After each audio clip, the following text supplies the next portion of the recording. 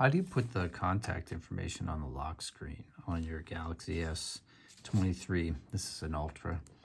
So just got this. So sometimes you'll see on the lock screen here, right where it says swipe to open, you'll see somebody's contact information. How do you put that in there? Well, swipe to open, go to this page,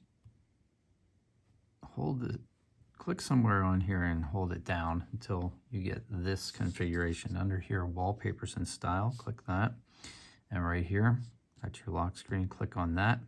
Right here it says plus contact information. And you can type anything you want there. You can type your favorite inspirational phrase if you want. You can type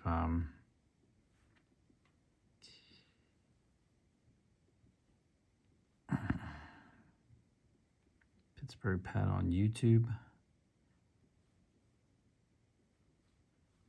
if you want, and then hit done. And that's what it's going to look like. Click anywhere.